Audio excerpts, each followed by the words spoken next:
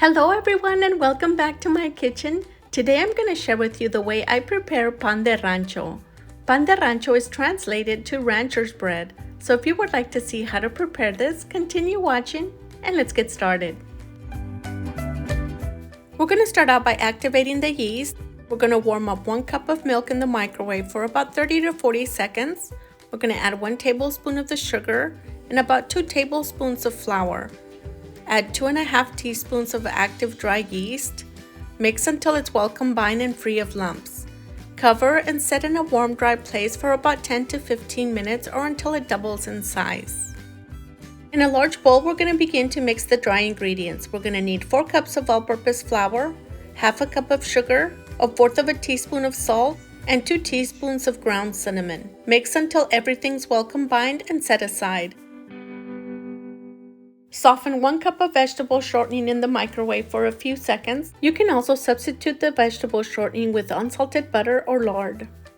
Make a small crater in the middle of the flour, add 2 eggs, 1 tablespoon of vanilla, the softened vegetable shortening, and the activated yeast. You can mix all the ingredients by hand, but we're going to take it over to the mixer and mix on medium speed for about 5 to 7 minutes. Once your dough looks like this and it's no longer sticking to the side of the bowl, that's a great indication to let you know that the dough is ready. In a separate bowl, add a few drops of vegetable shortening. Rub it all around the bowl. This is going to keep the dough from sticking to the side of the bowl as it rises. Your dough should have a nice stretchy feel to it, just like this. It shouldn't be too sticky to where it's sticking to your hands.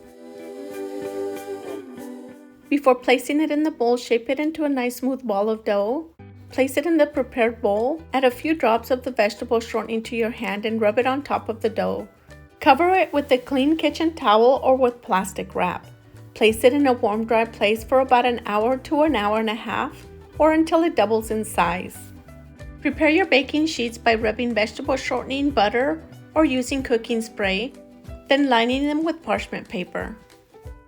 Dissolve 4 ounces of piloncillo in 1 cup of water over medium heat. If you can't find piloncillo, you can use 1/3 of a cup of brown sugar or regular sugar. It's been a little bit over an hour and our dough has now doubled in size. We're going to lightly flour our clean working surface, remove it from the bowl and transfer it to your working surface. Lightly knead it to remove some of the air and shape it into a rectangular shape similar to this one or something similar to where you can cut it into equal pieces. Using a knife or a scraper, cut your dough into 12 equal pieces. Begin to shape each one into 2 to 3 inch rounds. If you need to use a kitchen scale to get them perfectly sized, you can do so. We're just going to eyeball it and do it by hand and get them as equal as we can. At the end, I ended up with a total of 13 2 to 3 inch rounds. Place them on your prepared cookie sheet about 2 inches apart. I'm going to place 6 on each sheet. Using your hand, press down on each piece until you have a 4 to 5 inch round. You can also use a rolling pin and roll it out before placing it on the cookie sheet. This dough is very easy to work with and it stretches out very nicely just by using your hands. Cover them once again with a clean kitchen towel or with a plastic wrap. Place them in a warm, dry place for about 30 minutes or until they double in size. And repeat the process with the remainder of the pieces. Before placing them in the oven, using a basting brush, add a small layer of the piloncillo water or your sugar water over each of the pieces. This step is optional, but I like to add it because it gives it a nice, beautiful golden brown color. Bake them at 375 degrees for 20 to 25 minutes or until they're golden brown on the top. And here is the end result.